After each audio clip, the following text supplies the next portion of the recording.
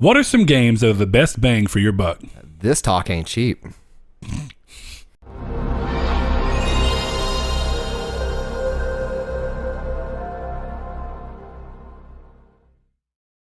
Hello and welcome to episode 20 of Triangle Squared. It's a celebratory episode, Saul. Lucky number 20. Lucky number 20. Now, I know we've had the conversation a couple times, but are we still sticking with lucky number for literally the rest? Is it never going to change? Never going to change. This is my last plea to... Nope. Okay. It goes unheard. Well, you heard it, guys. It is always going to be lucky number blank, blank, blank. 20 weeks in. You see, I just went into the triple digits, y'all. We're going to be here for a while. Yeah. Well, anyway, this is Triangle Squared, if you don't know, a PlayStation podcast. I am Brett, your host. Alongside me, your other host, Saul Bridges. Hello. I'm Brett Beck, in case you want to know the creepy details of my last name, but, you know, I'll take it. I'm Saul Guatemala. Guacamole.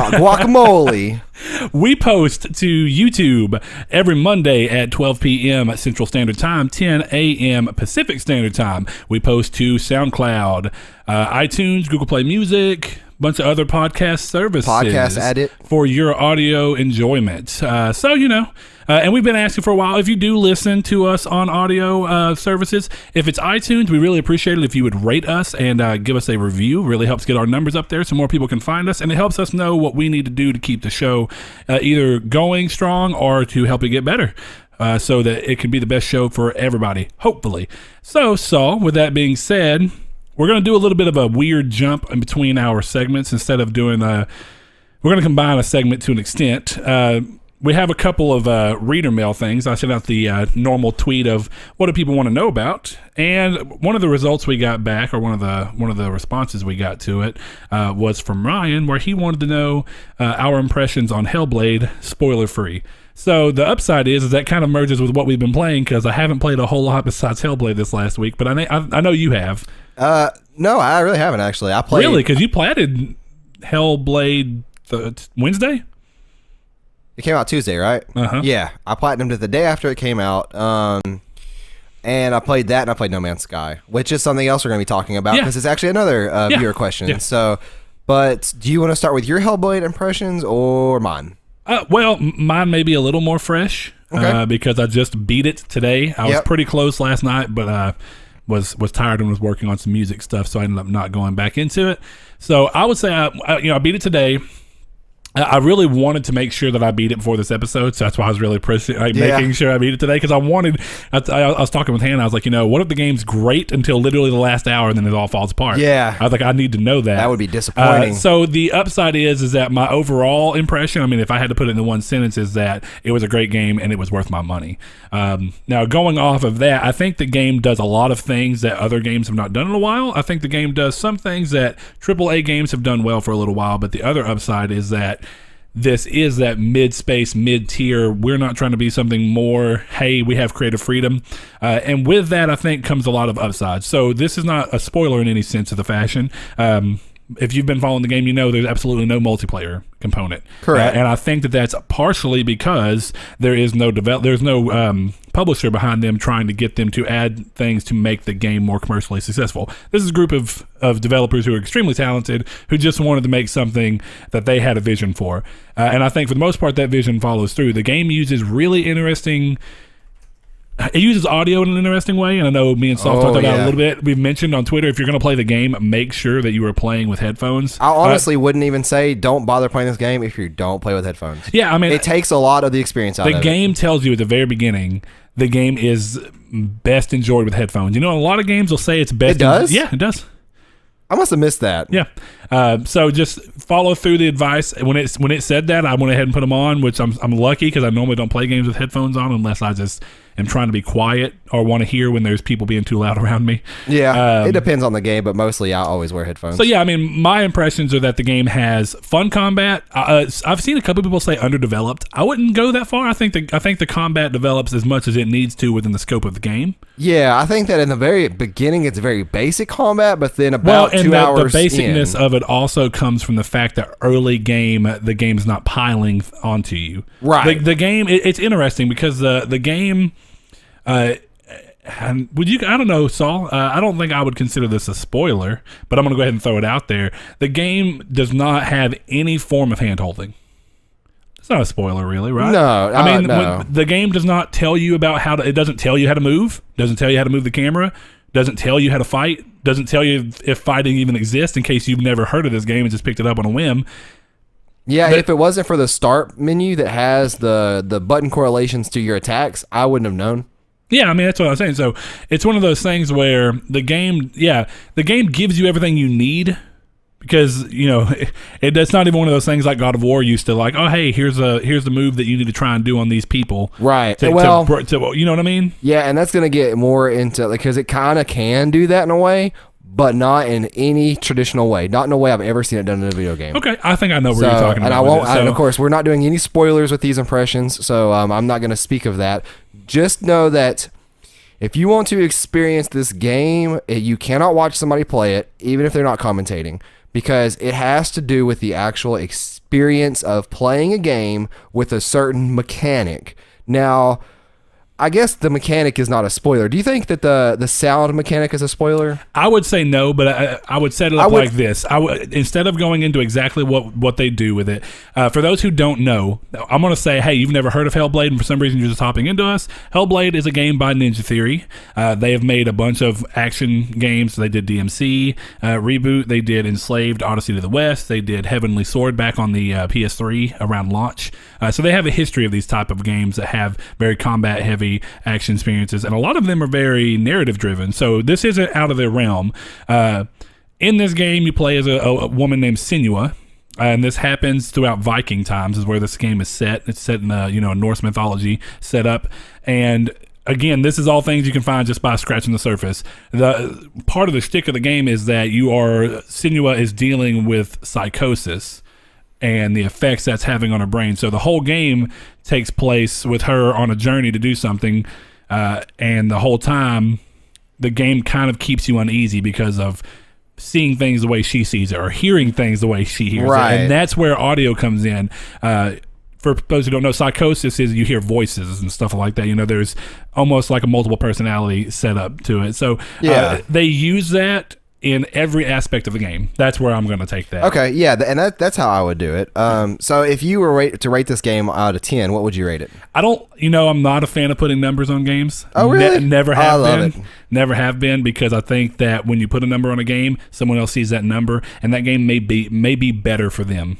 Do you know what I mean? And I know that when I put the number on, it's my number, but when someone else sees that number, they may take that as to whether they would enjoy it or not. And I think every game has that's why I like a review that just goes over the game, what they liked, what they didn't like. They don't put a number on it. They let people read it, figure out, and go, that sounds like something I would like. That sounds like something I wouldn't like. I could see that. I've always used these numbers though as a frame of reference, though. Is that okay? Well, I mean, higher, the higher I can read through and stuff and know, but the higher is generally, Okay, so I'll give you what you want. So I just wanted to preface it with, I'm not normally one to go for numbers, and I want it to be known that do not take my number as a you should or should not play it, because honestly, you could look into the game and go, that doesn't look like something I would enjoy at all. My number is more off.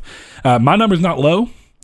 And again, I beat it today. I haven't had as much time, but I think the level of depths in this game, and then I just liked from a design aspect how they really tried working into the multiple layers of her psychosis. I would give it right now a solid 8.5. Okay. Possibly a 9, but I want to have time to stew on that before I actually say that. Okay. But the game, to reinforce that number for those who don't necessarily know my gaming preferences, I'm very heavy into very story-driven narrative games, and I'm not big on co-op or stuff typically, so I really do like the one-on-one aspect. And I think the game did a lot of things. They made combat weighty and tense, and there's a lot of times in the game where the combat, it's stressful in a good way. In my opinion, like, it's stressful in the way where it makes it's nerve-wracking. It is. It makes you.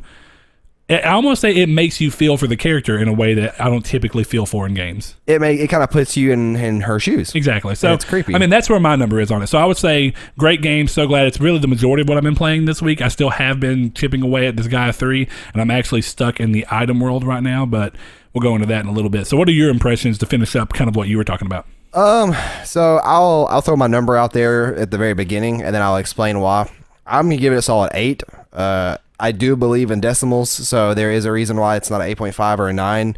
But this is, once again, one of those kind of weird this generation problems. But I thought the game was fantastic. I had the afternoon of the release of the day. I can't speak today. The afternoon of the game's release. So Tuesday. Yeah, so Tuesday, and I had Wednesday off. So I actually got to sit down, play it for a couple hours on Tuesday, then wake up and finish it on Wednesday. And I finished it all in one sitting. But I woke up, I got up, and I ate lunch and stuff. I started playing around 11, did not finish it till about 5. Okay. So that right there is 6 hours of just straight games. That's not me getting up and doing nothing. That was me sat down for 6 hours, and I clocked about 3 hours of constant gameplay in the night before. So it took you around 9 hours. 9 hours, which is about around the line of what they were saying. So. Right, and for $30, people used to pay $60 to get a single player game on PS3 or so, and that's what it would take to beat it. Yeah. So you pay half the price. So I think the price to value is perfect. And I want to mention the game really looks like a AAA game for the the majority of the game. I mean, there's nothing that just stood out as low quality to me. No, and see, that's another one of the kind of things that I can agree with, because the story was great, even though it had some predictability in it. But the story itself was fantastic. There are these things in the game called lore. Yeah, it was really unique. There are the things in the game called lore stones. I recommend getting every one of those. Not only will it get you the platinum, that's the only missable or collectible trophy in the game. I missed it. Didn't get the platinum when I beat it. Well, see, and I guarantee you it's the one that I almost missed. But we'll see. But I had high expectations when the game came out, and it met them. The combat started slow, but then very quickly snowballed into something pretty fun. Yeah, built appropriately. I would say it's about 70% puzzle solving and gameplay and about 30% combat. Well, I think at some points of the game, but I mean, because towards the end, late game, they step combat encounters up quite a bit. Yeah. Which almost starts to throw that number back. So I'm going to say 60-40. 60-40, okay. Which I think is still about fair. Yeah. I can meet you in the middle, 65-35. Because people are saying that this is an action adventure game. I think that is a mistitling. I think it's more of a puzzle. I would say puzzle adventure. It's hard to say, because there's a lot of action adventure games are just puzzle heavy. I mean, Uncharted's action adventure is puzzle heavy. Yeah, but Uncharted, you're shooting a gun every 30 seconds or so. I mean, not necessarily true. There are big spans of nothing but puzzle solving. Yeah, but it certainly has. But I'm with you. But the pacing is very different. Yeah, and I will say the pacing in this game, for the most part, felt right. There was a couple of times where I thought that at least. Early on, I stopped having that feeling later, but early on in one segment, I was like, well, I'm kind of getting a little bored of this mechanic, a puzzle mechanic. Yeah. I think you'll know it's through one of the first gates. Yeah. It was very... And it was cool like the first 2 times, and then I was like, okay. It got overwhelmingly... For a puzzle, it got really overwhelming in the area it gave you to do it in. It was just like, okay, I had this entire area to do this mechanic in, and we're talking about the same thing at least. And it's like, I see 3 possibilities now, and if you mess up on one, you gotta go redo them all. So it's kind of like, that took me 2 hours alone in that whole puzzle area. But there is... Oh, we're talking about a different area, but I didn't know what you're talking about. Okay. There is a misconception with the game. I think that if they basically said that it was a puzzle adventure game, because I know some people went into it expecting combat and action like God of War, and that's not what this game is. People are going into it... I've heard reviews say this game is 30 hours long, and there's no absolute way that you could add up an entire playthrough and it'd be 30 hours. I haven't seen that in any review. There's been 2 reviews. I've seen that. One said 20 hours, which some maybe if you're just really, really bad at puzzle solving, or if you really like to take your time, or you didn't realize there's a sprint button. Or I got stuck in one area longer than I should have, but still. I got stuck in 2 areas total, though. It's about 2 hours. Yeah. No, I wouldn't say quite 2 hours in the last level, or the last. No, I got stuck for like 30 minutes in one area, but it's really hard to imagine that game racking up that high. I mean, set your expectations realistic. I mean, if you're mildly good at games, you're talking 8 to 10 hours. If you have a little bit of problems in puzzle solving, it may take you around 12 hours. I mean, that's about the most I can see. For $30, though, worth it. Like I said, though, there is a reason that it's not an 8.5 or higher. And that's because I've still used the standard PS4, not a PS4 Pro or Slim. And I had some massive performance issues towards the end there. stuttering. My frames dropped down to like 10 to 20 frames per second very, very easily. And it kind of threw me out for a little bit, but it was luckily only through one very specific area, and that area only lasted maybe 10 minutes. So and as a aside to Saul saying, I did not experience any technical difficulties, any performance hits, but I am playing on a pro. Right. So I think, and to be fair, I'm playing on a pro, but I'm still playing 30 frames per second. For pro users, there is a 60 frames per second mode. I would have done that. That I did not use just because I thought the game ran fine at 30, and it looked pretty. So it was like the perfect mixture of it had 0 frame drops literally the entire game on me for pro. So something to keep in mind if you have a base model PS4, you may experience some technical difficulties at these early stages before they hopefully patch that out. I hope it's not a widespread issue. It may have just been a weird PS4 thing for you. My PS4 is not known to not load the PlayStation Store. So it very well could be. It's a launch PS4. Who knows? But I think it was a great game, and I think you should pick it up. I would definitely agree. I think Ninja Theory knocked it out of the park. That's one of the inspirations for our topic today. I'm really interested in seeing if they continue to go this route of this, what they want to call AAA indie, that middle grade space. I think it's cool to see them do this. And I can definitely tell there's a couple of things that I'm sure a lot of developers would not have let, or a lot of publishers would not necessarily have been so keen to let stay in the game. Just because, the game is not shy about the fact that this game may not be for you. This is not a game for everybody. You know what I mean? If you go into a game looking for heavy action, and even if you go into a game looking for a very rich story, because it's a very easy to follow story. It's not the depth of it is not deep. Now it's a very good story. Well, the depth comes from the way that you start to realize perception of everything. So there is things in the story that make it great, and it is a good story. I'm not saying it's not. It's if you're wanting to go into like The Witcher or something that has tons and tons of depth. Saul, I don't know if you'd be down for this at some point, but maybe even tomorrow or some point, I would actually be kind of down to do literally just a spoiler-filled impression video for Hellblade, because I really kind of want to talk and see what other people think about what I was talking to you about before we started recording. Yeah, and it could be a fairly short video, I think. But even 10 minutes of spoiler discussion, I'd be down for it, man. And because we're going to be guests on the Kind of Funny Best Friends podcast, or PlayStation Best Friends. Best Friends, yeah. And that kind of sounds like I had to tell Annie, like, not the Kind of Funny podcast. Like, we ain't there. So, but those guys are great, and we may do that before or after their podcast we're guest on. But I guess I'm gonna send a tweet out and see if people would watch it. Okay, and we'll see our response. Do you want me to go ahead and drop into the drop? Yeah, it is actually fairly long, and I know news is fairly long, so we can always get through this pretty easily. Yeah, go ahead. Drop brought to you by Sprite Tropical Mix. Not a real sponsor. I just thought I'd throw that in there. Now we're not going to get paid by Coke. Thank you. We have maybe we'll get 7-Up. Ew. We have 3D Mini Golf, a digital PS4 title. Agents of Mayhem, a digital and retail PS4 title. I did not know that was retail. I thought that is it free? Now think about it. Is it a free to play? Maybe the retail is one of those ones where like you get Paragon. a case and you get personal stuff. I thought it was free to play. Maybe I'm wrong. We have City Skylines, PlayStation 4 edition, digitally for PS4. Dark Mystery, a digital PS4 title. Defenders of Ekron, a digital PS4 title. Iliosi's Hunt, a digital PS4 title. The Incredible Adventures of Van Helsing 2, a digital PS4 title. We have Matterfall, a big title up this week, is a PS4 title digitally. Looks great. It does. Nidhogg 2. I'm not a fan of the art change yet. I think it's interesting, but I'm not sure what Nidhogg 1 was. Nidhogg 1 was, for those who don't know, I'll go ahead and tell you too, Saul. It was like a game where it was 2D and it had like really, really basic sprite animations, but it was basically like a fencing game. And the objective was to fence your opponent. And even though you die, you'd constantly respawn, but you'd have to run. So there'd be a stage. And then say you were here and I was here. My objective is to make it through all the stages this way until I get to the end. And your objective is to make it all the way this way. And we constantly fight to run back and forth. And the person who gets to the end of their area first wins. Got it. Okay. It was very fun. You should check it out. Makes sense. We have Night Trap 25th Anniversary Edition for a digital PS4 title. It's like Scorpion.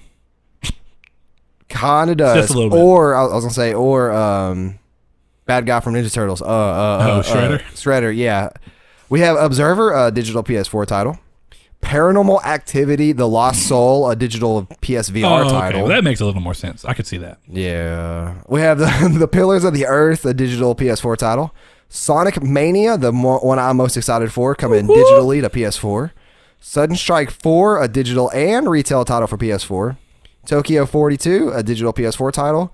Undertale, a PS4 and PS Vita digital title. I think there is a collector's edition of this that you can have physically. And I beat Undertale on my PC, but I will pick it up again for PS4 for trophies and if they have a physical version. Well, it's coming to Vita too, isn't it? Yeah, but it only says digital right here. I was just making sure. And then we have last game on the list. We have Zero Escape, Zero Time Dilemma, a digital and retail title for PS4 out Friday. Yeah, and that's a Vita remaster. It is. These games are really, really good. I highly recommend them to you. If you like puzzles and escape the room type games mixed with visual novels and a lot of cool story, those games are for you. Yeah, I've only played Virtue's Last Reward, but start with 999. You gotta start with 999. Okay. Yeah, I'm just saying. Well, at the time that I played Virtue's Last Reward, 999 was only a DS game, probably. Yeah, exactly. Yeah, makes sense. All right, well, I'll go ahead and hop into news for the time being. And the news is actually, it's like we have a couple of big ones and then a couple of small ones. So the two big ones I'm going to go ahead and hit out first. First one up is that Eurogamer have apparently gotten their hands on the release notes for the upcoming PS4 update 5.00 ahead of beta testing. The notes shed light on some of the features we'll see, and one of them is the ability for the PS4 Pro specifically to stream in 1080p 60 frames per second through Twitch directly from the console. That is not true on base model PS4. Just for everybody, I think it's 720p 60 frames per second on base console. Yeah. So the update also looks to incorporate notifications into the quick menu as to not have you go back into the home page to accept invites, etc. It also seems to be revamping the master sub account system, adding the ability to follow any user, and that's actually something kind of similar to what the Xbox has, and support for 7 more languages. There's also word that the update is planned to launch alongside a refreshed PlayStation app for phones, boasting an improved design and better performance. So I actually kind of like that. I know that you use the PlayStation app a lot. Downloaded Hellblade with it. Downloaded I did Sky too, actually. With it, for the first time in a while, I've used it to do Hellblade, so I could download it while I was at work. Hey, Tabby, you coming in to ruin things again? Okay. Podcast kitty in the house. Yep. And this next news piece, we're actually going to talk to you. I would say at the end, right? Since that's actually a viewer question, we'll talk more in depth. Well, no, I'll go ahead and just hop it into here. Okay. It'll be fine. Because, I mean, it's not going to be a super long discussion, but I think it'll be long enough to warrant a little, maybe a breakout. So No Man's Sky Update 1.3 titled Atlas Rises releases this week. Or actually already released. It released on Friday, right? Yesterday?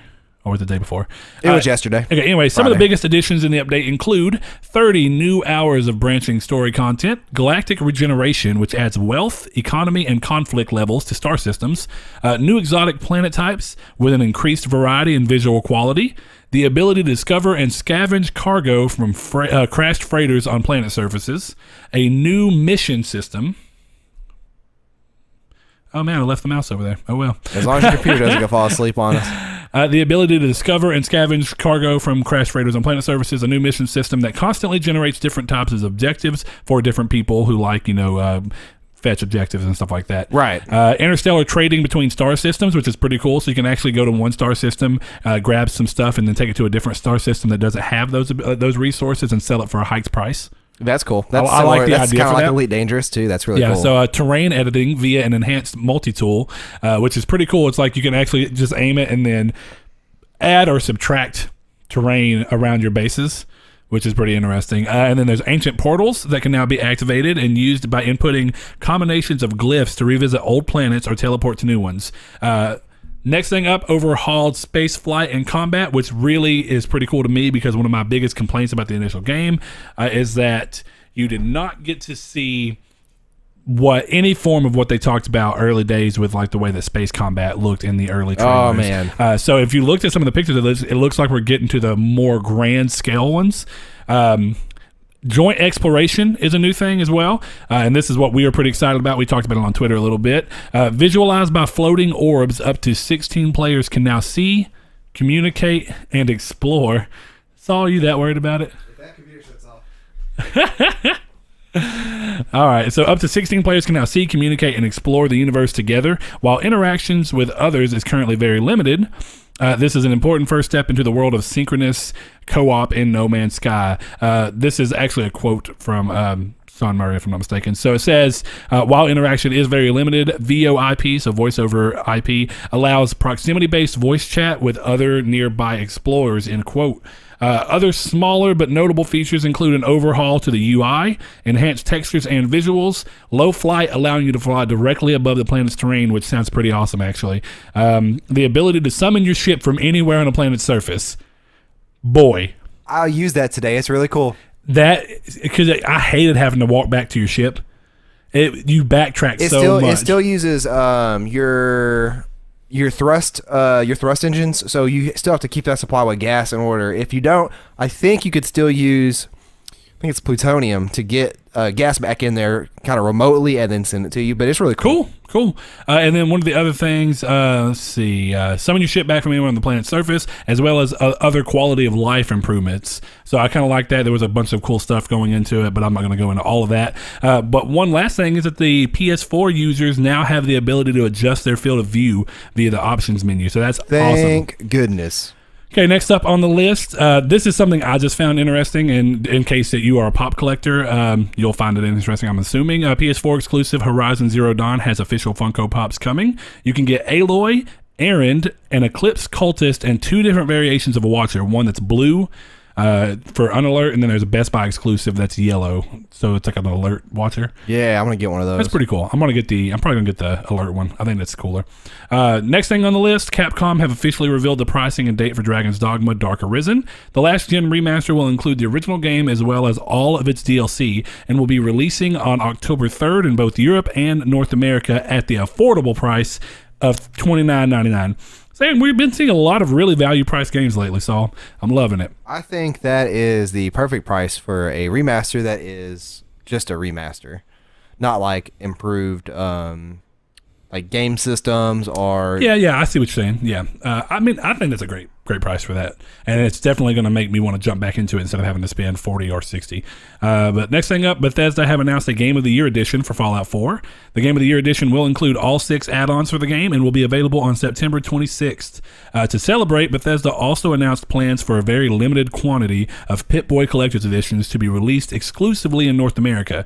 That includes the Game of the Year version of the game for $99.99. And there was no pricing mentioned of the game itself, but I'm assuming, and I think it's a safe assumption, that the game will be $59.99, which is kind of a lot, considering the game can be had for like $20 or $30 right now. So, but oh well, I mean, you are getting all the DLC. Now, I did think it was interesting that I guess they sold out of the Pip-Boy editions initially, so they're trying to rectify that. Yeah.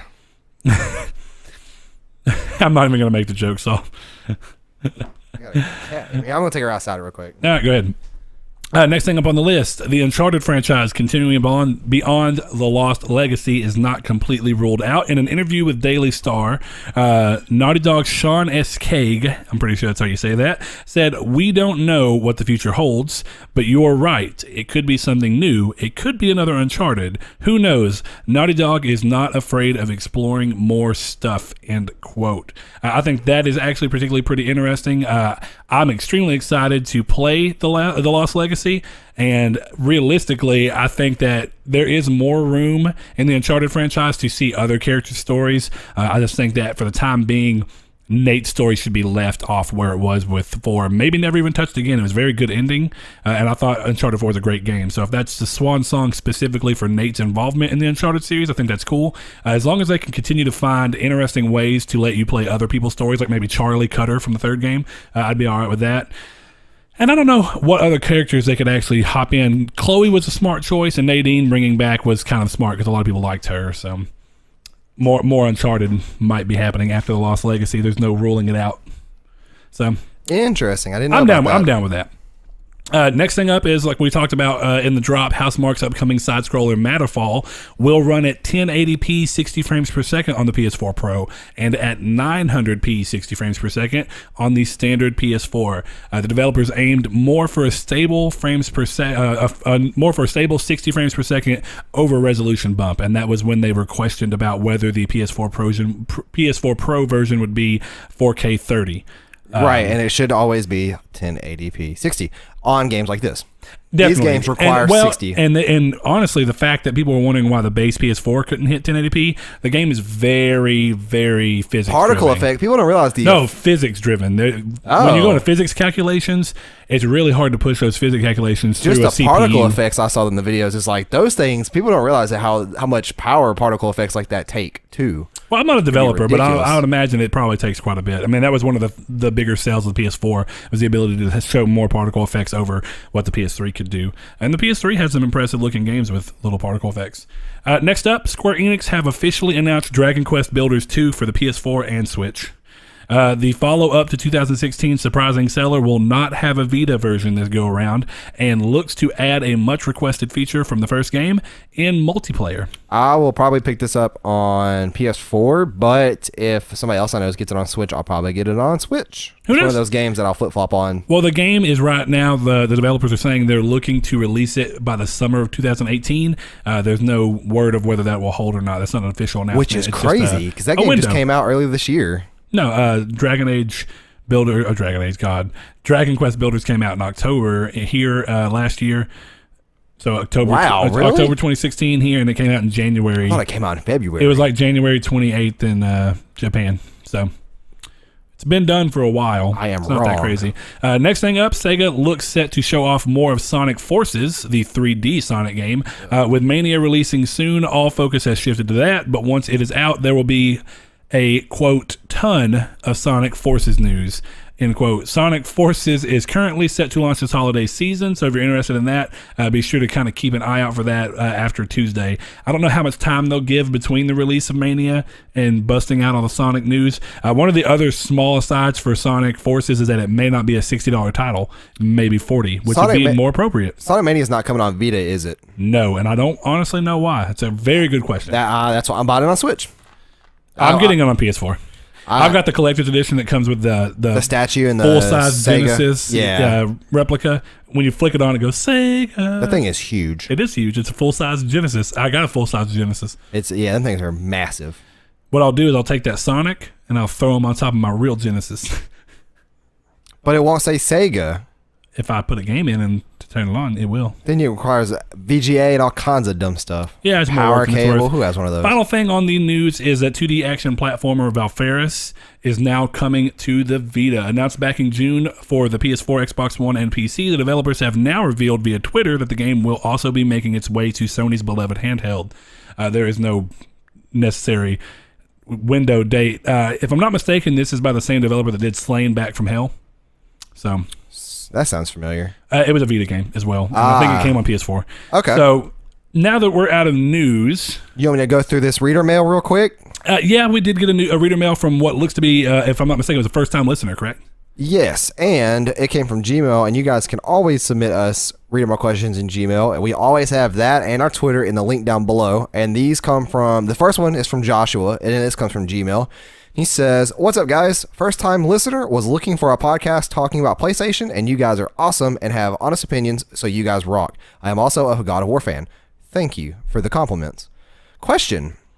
You were talking about trophies, and he puts in he has 101 platinums. Impressive. Nice. I don't cheat nor hack trophies. The other day, I was wondering if you ever had a game where the trophy is glitched. Example for me, Sniper Elite 3. I collected all of the intel and it never gave me the trophy. It did the same thing for Sniper Elite 2, and they fixed it a few days later after the release. I stopped playing it because of that, plus multiplayer trophies are the ones I hate the most. Thanks, guys. Keep this podcast running forever. You need help with a game, my PSN, and he gives us his PSN. And then he says, P.S. I Platinum Destiny. Here's my video of it. I also make video collector's editions if you want to check them out. I checked out both of his videos of this and the Mortal Kombat unboxing for the collector's edition. Both very good videos. So you make some good videos, dude. We may call on you for platinuming Destiny. That's still something I want to do. No joke. As soon as I read this, I was like, Got to plant that Destiny. Only Flawless Raider and Trophy and Raid on Hard Mode are the only two I'm missing. So if you can help us with those, I love you forever. I'm gonna send him a friend request as soon as we get done with this. I'm gonna have to remember, but I'm gonna do it. So yeah, I mean, that's awesome. Thank you so much for sending the thing in. First of all, I'm glad you like the show, and of course, like we say, anybody who wants to email us a question, our email is trianglesquaredpodcast@gmail.com. And like I said, you can also always tweet us your questions. We normally try and tweet out a little bit of a primer for if you want any questions answered. So going into what he's talking about, we loosely talked about it before, but I have had a few games where I've had trophy problems where I've done everything. Trophy just doesn't pop. So one of those games, is for me, Infamous 2. Okay. Beat the game on hard, trophy didn't pop. Because it was like my third time playing it, because I played it, or it was my second time. That's right, but I played it back to back. I always do the good ending first, and then I play the hard mode bad ending. That's the way I always try to do Infamous games. Okay. For some reason, it didn't pop, and it annoyed me. And even though I've gone back and played Infamous 2 since then, last time I played it, I just wanted to enjoy the game, so I just played it. And I was like, man, I should have thought about it. I could have gotten the trophy at that point and got the platinum for that game. And then I have literally every Sucker Punch game ever released on PlayStation platforms. Oh, you have Second Son platinumed? Yeah, of course. Oh, I didn't know that. And I've got all the Sly Coopers that Sucker Punch made platinum. I never did get the platinum for Thieves in Time. It was actually quite a bit harder. Oh, yeah. I started working on it, but I didn't do it. So, I mean, that's one of my biggest examples. I don't think I have another example of a game that really glitched on me. I really don't either. I will say, though, that one of the most platinums I enjoyed was Titan Souls. And one of the last trophies I had to get was one called Hard Biscuit. I love the title of this trophy because it's Hard Biscuit and it's for not rolling. So it is an amazing title, kind of reference back to Limp Bizkit. But you have to beat the whole game without rolling? Yes. Man, how many times did you have to beat that game to get the platinum? 4 times. You have to beat it in less than 20 minutes. You have to beat it without dying. You have to beat it without rolling, and you have to beat it normally. Or if you can combine those, I'm pretty sure. Well, you also have to like unlock modes, if I remember correctly. So you may have to beat it more than that. I don't know. That's interesting. But it didn't exactly glitch on me. I did it, and I was watching the titles, and trophy didn't pop, and I was like, well, shit, I must have rolled somewhere without paying attention, or you couldn't even roll in it. Like, I think they disabled the circle button. So I'm like, well, what happened? And I sit there and I'm like, okay, gonna start this again. And I get almost to the first boss and it pops. I'm like, thank God, like it actually did. So it was delayed. Yeah, and that was, that put me through about 20 minutes of torment. But wow, okay. It was just delayed. Well, thank you so much, Josh, for the question, and we'll probably both add you on PSN too. Yeah, and actually, I can't promise that the podcast will literally run forever, but we will do everything we can to keep it going for as long as possible. So, moving on from that, we actually we handled the other reader mail in the news section and the what we're playing section. So, Saul, at this point, comes time to discuss what the episode 20 topic is, and that. Well, hold on. We didn't go into the No Man's Sky though, did we? Yeah. We did what? You're right. We didn't. I apologize. Yeah, we got you. Don't worry, Sean. Yeah, it's Sean. Ryan and then Ryan asked us about Hellblade, which of course we got. Yeah, we did. Mr. Ryan. Okay, GT. Well, yeah. As a quick little No Man's Sky thing, I will say. I mean, I think that the update's really big. Obviously, we already went through what the update is. I think the update is definitely enough to pull players back in who are a little apprehensive, or people who were kind of shook off from the front. I think the first thing to say is that we are finally seeing an update that adds the foundation for what multiplayer is going to eventually be, hopefully. I am just going to show him Joshua, who's sitting in the reader mail. I'm looking at his trophy profile. He's level 33. I've never seen somebody that high level before. Oh, I have. Dan one other person. There, like 20-ish, isn't he? He's got a lot of platinums. I don't know if it's 101. But I'm going to go ahead and send you. That's rough, man. But yeah, I mean, I think that some of the people who were hard on the game at the beginning, I think with them actually seeing multiplayer, which is one of the biggest reasons people were disappointed, is that they didn't see multiplayer, which was talked about before release and shown technically, or not really shown, but it was talked about a whole lot. And it was shown in a sense where you felt like, oh, hey, that is another ship coming down, but you didn't realize it was NPCs. It still does that, but it does that a lot more often, which is really, really cool. And see, I was talking to Joe about this because one of our other friends, he still plays this game. Like he never stopped really he told playing. Me he really hopped back in hard about a month ago to get used to it. Yeah, he said he'd play like once a week on and off, but he still has been playing almost every week since launch, which is absolutely nuts. Does he have a platinum? No, I don't think so. That's hard to believe because a lot of the platinum is just playing the game. Yeah. But we were talking about it, and I didn't know, and I still don't know if this is a hoax or not. I looked into it, and a couple of sites said it was. Sean Murray had to sell his house to help fund this game. I don't know if that's true or not, but I mean, if so, I mean, I will say real quick that the amount of dedication they've shown to this game, even though this game ran through hell. It's not all Hello Games' fault. We got to put some of the blame on Sony because I'm sure there's contracts where they couldn't. If they would have delayed. Hold on. I don't know, man. Here's what it comes down to. Hello Games made it. Hello Games is the ones who decided what the trailer was going to show. They're the ones who decided to perpetuate that there was going to be multiplayer. It was Sean Murray who came out and said, hey, you'll be able to look at your other player. The only way you'll know what you look like is if another player finds you and tells you what you look like. But see, I'm wondering if they delayed a game a year, and launched it today, because this is almost a year. Since its release. Let's just go ahead and say if they delayed it. But I'm saying, do you think that Sony would allow them to delay a year? I don't. Well, here's the thing: they were partnered with Sony, but I don't. It's not a full-on exclusive. I don't know how much say Sony had in it, and a lot, because they funded the game for a good chunk of it. A lot of stuff happened, but yeah, you're partially right. There was money from Sony involved in this.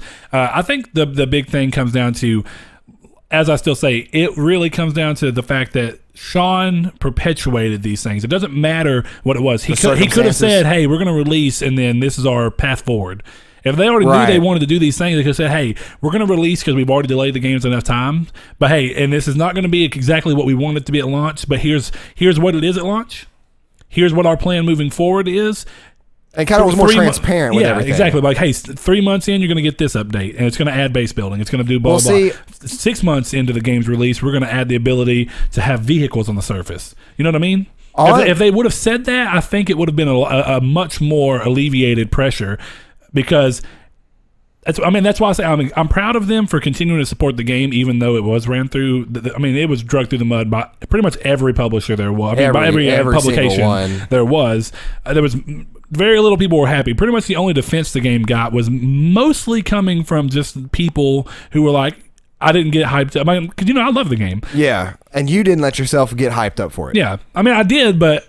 Rightfully so, because I was like, I feel like this is too much of a promise. And from day one, even before I got home, I was like, this is going to be a Minecraft style game. I was like, it's going to be a game that will continue to build on itself until it gets to a point where it's exactly what you were hoping it was. Hopefully, I'm glad you said style. Because I'll say it right now, when people compare this game to Minecraft, that is one of my biggest pet peeves. Oh yeah, because there's nothing like Minecraft. Well, no, and it's because Minecraft didn't come out with a $60 price tag with all these promises that it didn't deliver at launch. That's true. Minecraft never perpetuated what they were going to be. Well, because Minecraft was a surprise, right? And that's the thing is that I can understand people saying a Minecraft style game, but people will keep saying it's like Minecraft. They're going to keep updating it and stuff. You got to chill out. No. That's not what this game promised. Now, the reason I went back to it is for a couple good reasons. First of all, I looked into Sean Murray, and he had only talked publicly about this game once after the release. Did you know that? Yeah, no, he was dead silent. In GDC 2017. Yep. He said that during development, they ran out of money. So what happened is that they ran out of money and they weren't able to accomplish stuff they were wanting to. So they had to kind of launch it in a state where they were missing stuff out because of the funding. Well, there's that, but there's a lot of things. They got hit pretty hard because there was a flood. I want to say it was like a year or two in development. It was after they initially announced the game at 2014's and Gamescom. People are curious too that they're wondering if the flood actually wiped out the master files. 100%. They had to read. I could be mistaken. If I am, please let me know. But I remember reading in the articles even back when it happened. It completely flooded their office. It got. All of their server, everything that they had worked on, all their master files, pretty much gone. They more or less had to start the game over from scratch. And I'm wondering if that kind of is what did it. And there was an interview with Sean where he said at the time that happened, there was debate in the office to just kill the project and just don't worry about it. So and they went ahead and pushed on. So again, it was obvious that this is a passion project for them. I just wish that there was more transparency about the fact that it wasn't going to be able to be what it was. What they showed. See, and here's why I bought it again, because I always admit when I'm wrong, and I always admit why, or I always let you know why. So they released this game. I got it day of. As a matter of fact, my fiance was so hyped up for it, we bought her a PS4 for this game. Mm-hmm. So we got the game. I played it for probably 20 hours total, and I got very bored of it. It was a mixture of boredom and being frustrated with what the game was, because it wasn't what I was expecting. it really was resource gathering and hopping to another planet. There was no overall like real story. I mean, there kind of was, but it was too hard to understand. I didn't expect a story, but I was a little disappointed that there was what I would call basically no Joe story. beat the story in like 2 days, which is insane. But there's not like dialogue to it. It's just there's a getting to the center. There's an objective. Yeah, is all it is. And well, now there is. Now you find things that say like, I don't know if this freighter crashed here, if it was shot out of the sky, and like the story is brand new. Yeah, I wanted because back when it first launched, I was like, I really wanted the story to encapsulate what are the Sentinels, what do they exist for. Well, see, I don't know what all it does because, like I said, I'm only. I know, and I'm not saying that's what it is now, but I like the idea. You definitely need to, when you start playing again, we should probably get on chat tonight and play together and start a whole new game. Okay. But. Well, I don't know. I got a lot of things on my guy. I'm a little worried about that. No, you'll get them back. But and I think that the fact that they stayed quiet, which I think is the best move for them to have done. They could have easily said the wrong anything. Yeah. And they continued to work on the game. They weren't like some little indie studio that pooped out a game then just disappeared and let everybody, reap the reward or reap the loss of the game. Like, people refunded it on Steam, and I'm sure that hurt them a lot. And they stayed working on this game, and they stayed making these updates free. If they made one of these updates paid for, I would not have bought it. No. That would have gone against my... It's like Call of Duty World War II. I haven't told you this. I'm not buying that game now.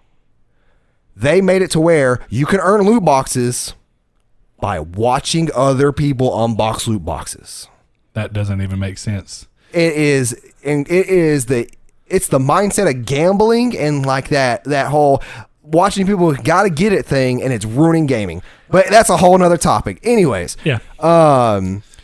I, instead of going to GameStop and buying it for $19 and giving my money to GameStop, I bought it online through the PSN store and gave my money back. And it's on sale right now for like $23. Now, I would not pay more than $30 for this game in this current state, just because it's very limited. It is a lot more. Hold on. I will actually say where the game is now, for the majority of people, I haven't played it, but you have, and I'm seeing you kind of even flip around. That's pretty impressive in my mind, because you were pretty much down on that game. By the way, the game looks amazing now. They've changed the textures. Yeah, of the game. Of course, I know. So what it comes down to though is, I think if this game released in the state it is right now at launch at $60, there would have been a lot less complaints. Honestly, okay. So if it launched like this, realistically, the only thing we're really missing that I can remember that was promised is epic space battles being one, which I know there's a small kind of scale space combat update they did.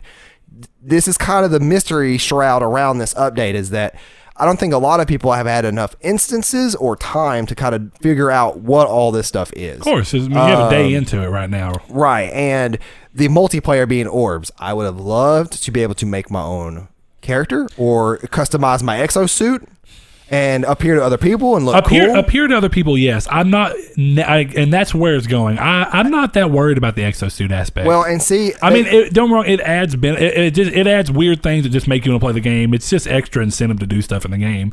That's all that staying power. Like it's a lot of what Destiny is. It doesn't matter what you look like realistically, but I know, but still, well, in Destiny, you gotta have that fashion up. But anyways, I don't know how the orbs work. I don't think you can actually mine as an orb.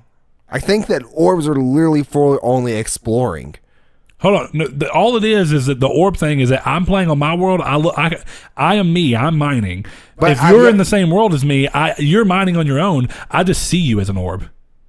Oh, so you're not in it's not like Minecraft where if I place a block, you'll see a block. So if I mine something out, you won't see it. No. That's my understanding right now. See, that's a little bit more limited than I thought. But I mean, I could be wrong. We need to play tonight and know for sure. But I mean, and try to figure out that's what it looks like. Is right now, this is just to let you kind of explore together, and this is getting the game and making sure that the servers can handle. And they're going to end up breaking it into instances. I'm sure. And somebody I did see they said if this is real multiplayer, if you press start, does the game pause? And it does. So that's interesting. That it's.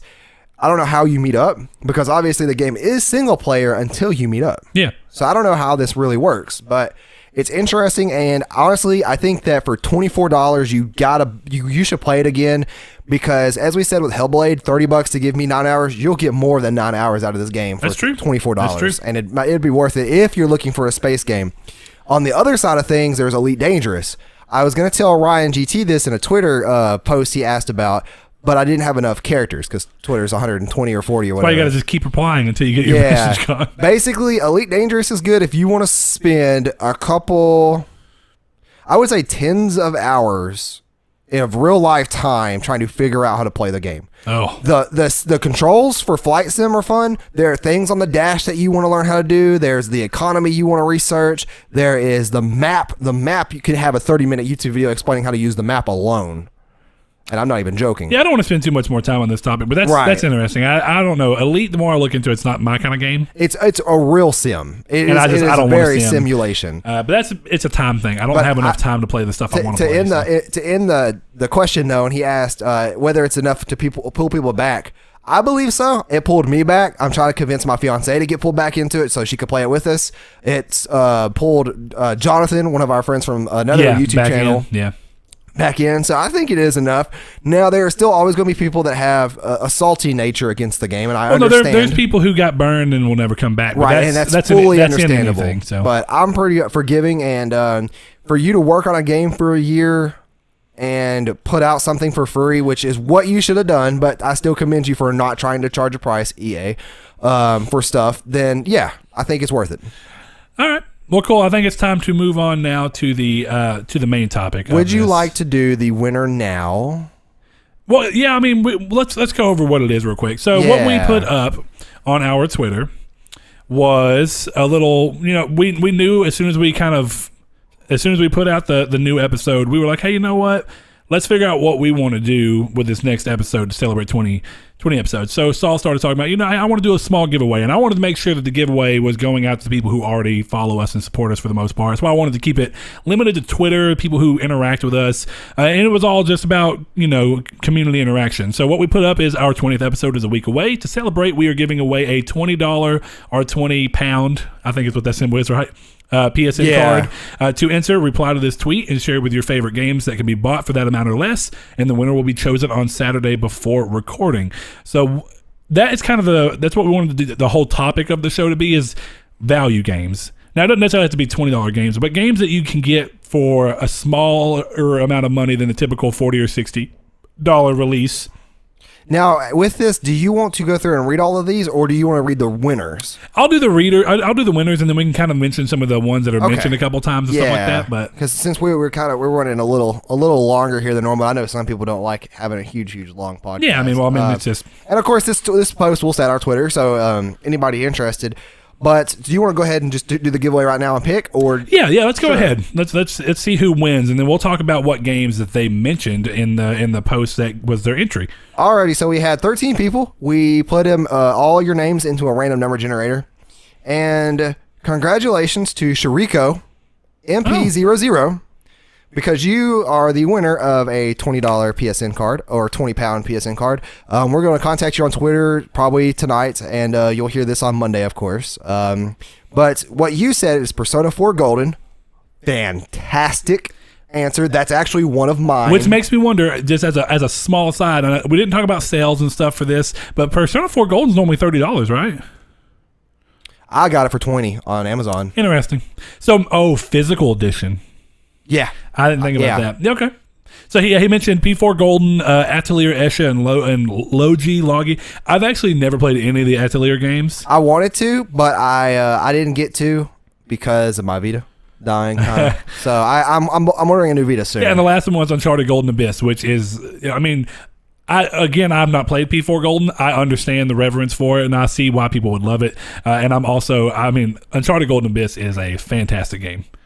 That was one of the games that I couldn't use the analog sticks to aim right. It's just something with the analog sticks. Yeah. Well, I used the motion controls, and I used it as a fine tuner. Like you'd aim and then you kind of flick it and then hit the trigger to get your headshot in. Yeah. It was nice. I loved it. It was a good feature. So another game that called out my name, and we kind of talked about this, is that Kaju7 over there on Twitter, also named Zizu. He said Danganronpa. We got a good bit of Danganronpa. Yeah, great games. Like I only played Trigger Happy Havoc, and I want to pick up. And Trigger Happy Havoc is the first one, correct? Right. Okay. And it is. Oh, it's so worth it, dude. It's so worth it. You know, I still haven't jumped in. Do you like Phoenix Wright games? Yeah, I mean that's actually we had a conversation with Robert, the Real Turnip Lord guy. Yeah. And that's what we were talking about. Is that I've seen the game plenty of times, and a lot of people have told me to play him, but that's what I always hear from people is that it's very it's got the ridiculousness that the Phoenix Wright games have mixed in with the serious natures. Yeah, very gory, or I say gory, but kind of very serious and kind of dark, very dark tones. But then there's all these weird whimsical things that like are anime. It's like very. I've seen that Monokuma's like really weird. It's it's very good. Awkward. So I mean that's a good. I've seen that a lot. Another one I saw mentioned that I think is interesting because you can get it for pretty cheap. We talked about it once. Is Fallout 4, and I think that is a game that at this point in time, and No Man's Sky is another one that was up there. These are games that have exactly like you're saying. They're games that are valued not only because they're well made games, whether they're necessarily your style or not, but they're also when you can get them as cheap. If you spend $20 on a game and can get 100 hours of gameplay, that's amazing. It doesn't necessarily mean it's a great game, but it just so happens that these in particular are. So a couple of other games that stood out to me, and I actually didn't even realize The Last of Us Remastered is down to $20. It shouldn't be surprising, but what a game for $20, man.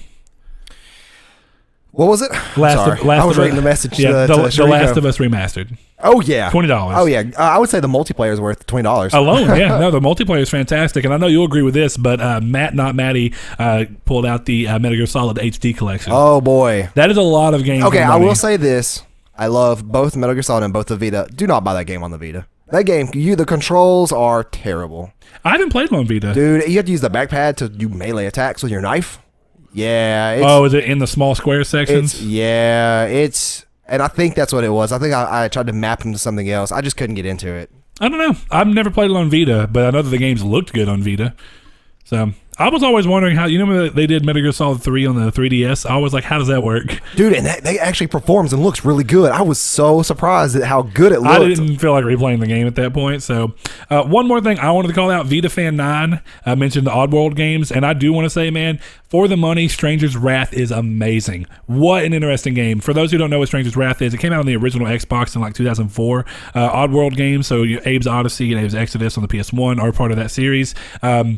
You play as Stranger, and you're a creature who has like a little crossbow, and it uses live ammo. So you have to gather ammo from like bugs and stuff that are around. Like there's these little furball things. You just find the nest, and you basically got to shoot little engine things at them to pick them up, and they become your ammo. So you can like shoot bees at people and sting them. This is Oddworld? Yeah. Stranger's Wrath. I love the game, man, and it performs so well. What was the game on Xbox? Stranger's Wrath, and there was also Munch's Odyssey. That's the one I'm thinking of. It had Odyssey. Or something like that. Munch's. It had something. Odyssey in the title, I'm pretty sure. Yeah. See, and one that we haven't mentioned yet is Nicole over there at Gamers Delight. Everybody's going to the Rapture? Yeah, she is with Dan and Rebecca and for the Square XO. One of our favorite peoples. I'm gonna call them Sister Podcast. Yeah, they're over there in the big old UK. She said Everybody's Gone to the Rapture. Great game. Great soundtrack. I love the ambience of that game too. Man, that game was super weird for me because I remember when the first day I was playing it, I was walking around, I was like, I don't understand where I'm supposed to be going right now. Follow the orb. But it took me a while because I felt like I was following the orb, but I still wasn't going anywhere new, and I was like, I'm very confused. But as the more you work through that game, it's a very interesting game. It is. And actually, the story behind the development of that game was also kind of crazy, but I'm not going to get into that here. So I want to talk about a few other games we've mentioned on here. One of my favorite games for a low price, and I know that we've had tons of fun with it, Saul, is Terraria.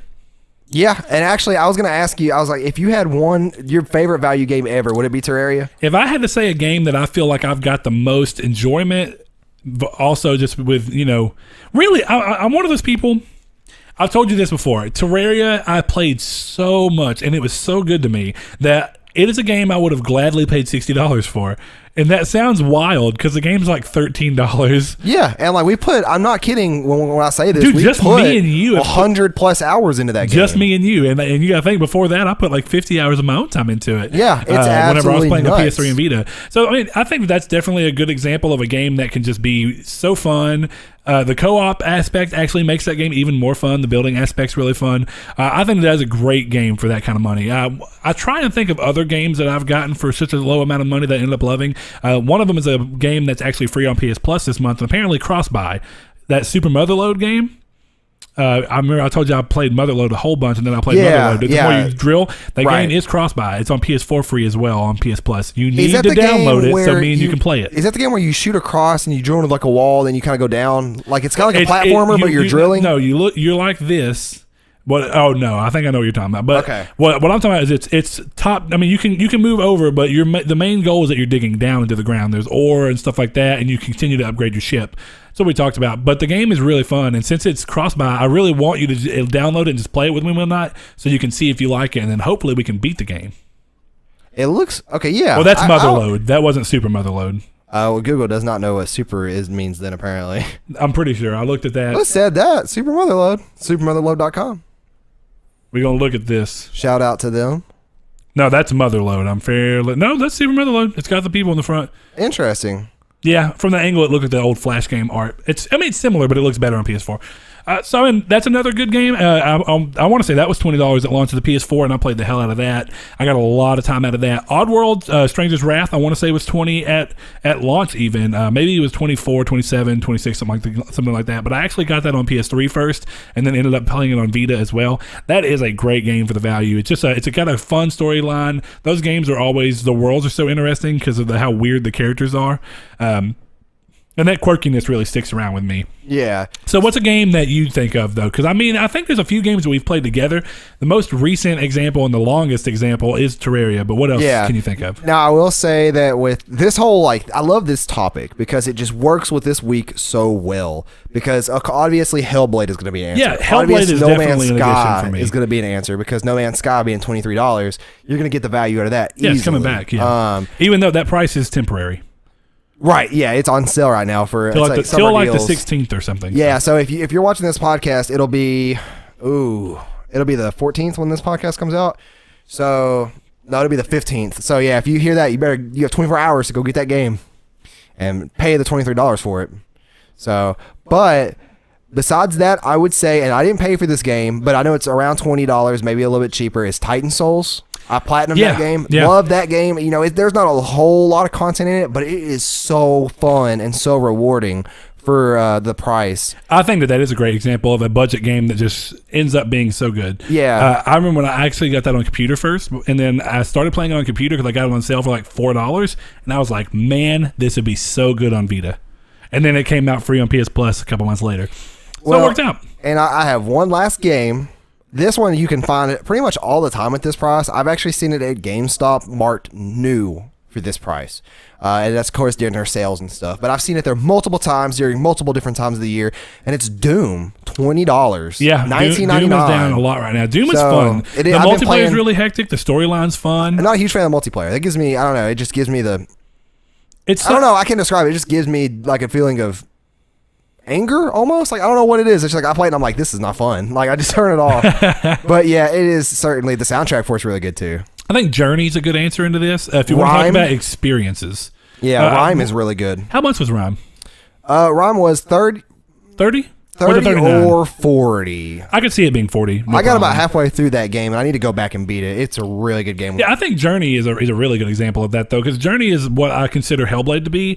Hellblade is so interesting in its story, or in the way that it presents its world, and the way it uses its, I guess I want to say, motif in the story. I think that game is such an interesting experience the first time around, just like Journey is, that it's worth the money in and of itself. Yeah, and it was free like 3 months ago too. Journey? Yeah, I think it was on PS4. That is a great game. I would say that Tales from the Borderlands, $20 for everything. Yeah, that was actually, somebody shouted that out. Yeah, that's a good value. I thought the story. And some of these are in retrospect. I mean, I'm trying to think of games that launch at that kind of price. You know what I mean? I'm gonna pull it back up over years because I done turn mine off. Well, yeah, I mean, but I'm thinking of games that launch at kind of that middle ground price because Pyre. Now I will say, and I've never beaten Transistor. I haven't gone back to it. Yeah, and Transistor's great. But Transistor and Bastion are both really good examples of that. I beat it on PC. I need to go back and beat it on PS4. Yeah, because I need the trophies. But yeah. But let me think here. There was something I downloaded. Let me go dig into the PlayStation. Well, actually, app. I'll say right now, Darksiders, the War Mastered Edition, is $20 brand new, even on See, disc. in those games, I could see the value and the quality in them. They just felt super dated. Well, to the me. first one's super dated. Yeah. The second one is not. I think you would enjoy the second one. I don't know if you've played it yet because I would imagine you want to play the first one first. Yeah. But I guess we could give a shout out to the Crash Bandicoot trilogy. It's $40. $40, three games, and those are three really great games. Going through the old trophy list, that's a good way to do it. Oh, see, this doesn't count. I realized what I was thinking of. It's a Switch game. It's that Mighty Gunvolt Burst game. It's like a 2D Mega Man style game. $10, and I beat that game, and it took me around 14 hours to beat it, and it was super fun retro game. But that game needs to be on Vita. Yeah, I can see that. Well, I don't know. I can't think of anything else off the top of my head right now. I think a lot of the ones that are my go-tos when I tell people about cheap games that are so fun is just Terraria. I feel like I've gotten so much time out of. I know that there's more. Ooh.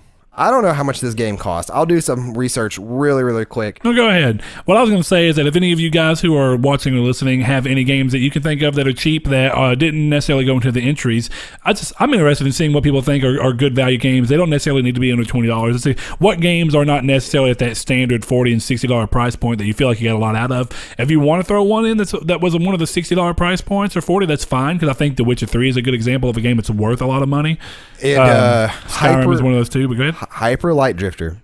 Oh yeah, I know you love that game. So I have that game physically. I actually paid. I still been double waiting the for you to price. borrow it. Let me borrow it, and I keep forgetting. You need to bring me back to Surge, by the way. Hey, let's just go to my apartment real quick. We'll grab both. You can borrow both of them, Right. or have Surge back in. But honestly, if I could think of a game that was a single player game that I could recommend you, I would recommend you Hyper Light Drifter Shuriko. So. Oh, actually, hold on. We're talking about the one thing. I don't know how this skipped my head. There's three that are instant to mind: Severed, Guacamelee, and the Adventure Time, The Nameless Kingdom. Oh, for $1. Dude, for $1. So that Shuriko, game is amazing. You have mentioned that you have a Vita. His whole list was Vita. So if you have not played $1, the Nameless, buy it 20 times. Adventure Time, The Nameless Kingdom. Probably the best dollar I've spent in a long time. I will say Severed, beautiful experience. I love the hell out of that game. That was free, wasn't it? And it was free when and I remember I bought it right before it came free. And I bought Guacamelee right before it came free. But both great games, though. I'm not trying to take anything away from them. They're very good games. I think the Vita is home to a lot of games that are very value priced. And it's funny because my mind wanted to stick with PS4 on this, but I really need to say, man, the Vita has been consistently one of the games of this year that blew me away for $20 at launch was East Origin. Yeah, that's another good one. Amazing. That's a value game. I know. If you've got $20 and you've got a Vita, and actually it's been on sale a couple times, and it is on PS4, but I thought it felt very at home on the Vita. If you actually, Shuriko, if you want to spend this $20 on a great game and you have not picked up East Origin, I advise getting it. The game is very good. Too, so you can play it on your PS4. Yeah, That's a game I really wouldn't recommend to play on a console. Just because it fits handheld perfectly. Yeah, but I've played so much Vita lately. I guess I don't know why. I mean, I played so much Vita in a period of time, and then I've been playing more PS4 lately that I guess my brain kind of shut out some of those Vita games I experienced at such a cheap price. But they're so good. It kind of harkens back to us being a PlayStation podcast, but that's how Nintendo works for me. Their handhelds always have such great quality games, and it mirrors the Vita. Yeah, because another example, and I'm just going to throw it out there, even though it's a 3DS game. Rune Factory 4. I played that game. I still have that game sitting at home collecting dust. I need to play it again. Oh man, I ran that game to the ground. So yeah, if you have any games that are value in your mind, I don't care what they are. You let us know what they are. And Shuriko, I really would. I would love it if you tweet us and tell us what you end up getting with the code. I think Saul has already messaged you about that. I sure have. So we'll get that to you as soon as we can. We wanted to wait until we chose a winner so we know what currency to buy it in before we send it off. Appreciate everybody else on Twitter. Dan, Nicole, the other Dan. Yeah. Dan, I keep calling you Dan UK, but Dan Tiller. We appreciate the conversation and stuff. I think about every 10 episodes we'll do a giveaway like this. I think giveaways are fun, and it's a good it's I liked it for the community interaction. It's fun. And if you're one of our SoundCloud listeners, just give us a follow on Twitter to kind of keep in the know with this kind of stuff too, because we've also adapted this new kind of format of we're going to post a topic up probably Thursday or Friday or maybe even Monday. We did this on a Monday and it worked out really well. That's true. It gives good time. But that way you can get into the conversation and we can talk with you on the show and get back to you on Twitter, and we can always have these kind of fun conversations because it's all about the community. Well, so I think that we are done with this episode. What would you say? We are. Good old episode 20, right? Or is this 19? Yeah, we got to go back to doing serious. that. All right. Well, this has been episode 20 of Triangle Squared. Thank you so much for listening to us for 20 long episodes. It just seems like we've not been doing this long, but also like we've been doing it forever. Almost half a year. 33 or 32 more episodes will be a half a year. Or we'll be at a full year. We're almost at a half a year now. Wow. Yeah, we're almost at 6 months of doing this. Well, thank y'all so much for entertaining us and letting us entertain you. That's what I'm going to say. Right. So, yeah, thank you. Until next week's episode for episode 21, this has been Triangle Squared. Thank you, guys.